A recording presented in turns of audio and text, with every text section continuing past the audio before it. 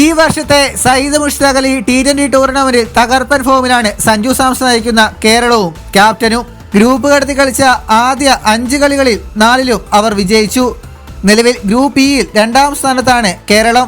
ഒരു മത്സരം കൂടിയാണ് ഗ്രൂപ്പ് ഘട്ടത്തിൽ കേരളത്തിന് ബാക്കിയുള്ളത്. ടീമിന്റെ നോക്കൌട്ട് യോഗ്യത നിർണ്ണയിക്കുന്നതിൽ ഈ കളി നിർണായകമാകും. 37 ടീമുകളെ 5 ഗ്രൂപ്പുകളായി തിരിച്ചാണ് ഈ തവണ സയ്യിദ് മുഷ്താഖ് അലി ട്രോഫിയിൽ മത്സരങ്ങൾ നടക്കുന്നത്. 5 ഗ്രൂപ്പുകളിലും ആദ്യ 2 സ്ഥാനങ്ങളിലെത്തുന്ന ടീമുകൾ നോക്കൌട്ടിലേക്ക് യോഗ്യത നേടുന്ന ഫോർമാറ്റിലാണ് മത്സരക്രമം. നിലവിൽ ഗ്രൂപ്പ് ഇയിൽ 2ാം സ്ഥാനത്താണ് കേരളം. കളിച്ച 5 മത്സരങ്ങളിൽ 4ലും വിജയിച്ച അവർക്ക് 16 പോയിന്റുണ്ട്. Net run rate +1.967.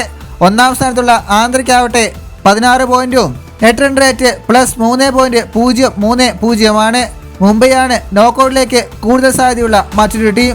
4 കളികളിൽ നിന്ന് 3 വിജയം സ്വന്തമാക്കിയവർ 12 പോയിന്റുമായി 3ാം സ്ഥാനത്ത് നിൽക്കുന്നു.